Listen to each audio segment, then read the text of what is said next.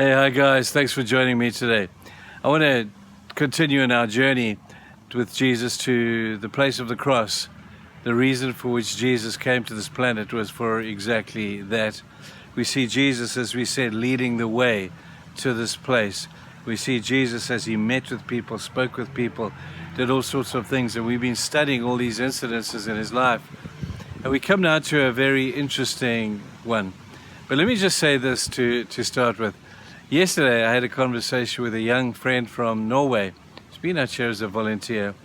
And he spoke about the stone in the shoe principle. This is the principle where there's just something that aggravates you, something that never goes away, something that sits there. Even though you're too lazy to take the stone out, your temperature can rise and you can really be freaking out because of a tiny little stone that's causing you great discomfort. Now, there are many of those little stones, but the one that I have today is probably more of a boulder than anything else, and it's the stone of injustice. You know, we talk about it a lot, and we think, oh, well, there's Trevor going just on his hobby horse of injustice, and it makes us feel uncomfortable, but we're not going to do anything about it. We'll just treat it as a little stone. People, it's not going to go away. Probably going to get worse.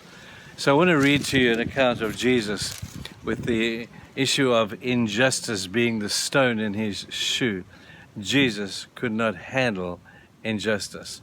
So let me read to you from Mark chapter 11, and this is from verse 15.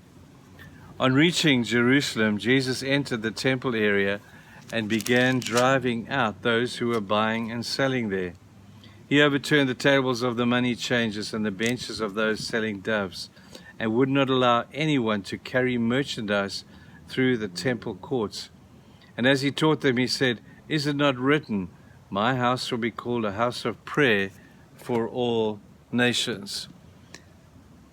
Jesus had to stop and get the stone out of his shoe that day because there was an injustice taking place.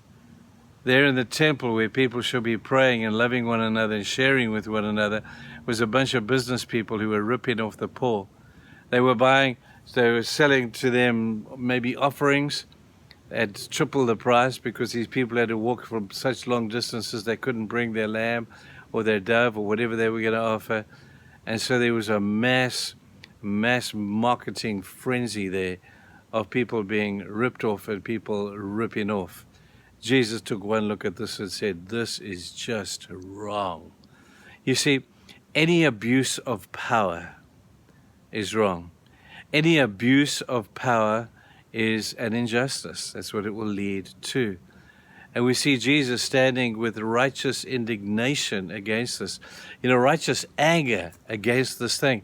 Now, I remember we've spoken about what anger should not be. We've spoken about the fact that anger may not be a good thing. I got to tell you people, whoever said that is wrong. Anger can be a good thing if it's directed at the right thing. We can see how anger can help people to become mad about things that should be changing around them. Instead of sitting complacently watching TV, people are getting angry about some of the stuff. And when they do it well, I'm not talking about rebellious anger, I'm talking about righteous anger. And when they get righteously angry and start to do something about it, the big wheels begin to turn quite fast. I know that when we look at people who do good things, people who live good lives, I think of some of the great people around us that we've seen who love people, serve people, and stand up for the people against the injustices of the world around them. And you look at them and you say to them, well, what sustains you in doing this? I know that it's easy for you to say sadness sustains people doing good things and helping people in injustice. Well, sadness is one thing, it can make you cry, but when your tears are dry, you go back to who you were. You could be sad, or you could maybe be glad that you don't have to suffer that injustice. Say, wow, I'm so glad I don't have to suffer that thing. I feel sorry for those that do. Or I could make you feel really bad and say to you, look at you. Compare yourself to those people. Those people are suffering terribly. Look at you. You're just living in this way of life, and I could make you feel really bad. But sad, bad, and glad are not going to cut it when it comes to sustaining righteous anger. To sustain righteous anger, you've got to get mad. sad, bad, glad, and mad. And when we get mad with the injustices around us, when we get mad at the things that are taking place that fall into the realm of the abuse of power, then I'm going to tell you, I think Jesus is on our side. I think Jesus says, "Our way to go." That's what I would have done when we stand against those things. Now, we've got to be careful, obviously, that we're standing against the right stuff, because it's easier to get mad over issues of personal preference. That's one area of madness that I don't think Jesus had too much time for that. When somebody cuts you off in traffic, or somebody moves ahead of you in the queue and you get mad, you think that's righteous anger. No, that's pathetic anger. But when righteous anger invades your heart and your mind, it'll be probably over an issue of gross injustice, the abuse of power. So, for the next couple of days, I want you to take the scotomas, you know what they are? Blind spots on your eyes. Take the blind spots off and begin to see people at the point of their very real need.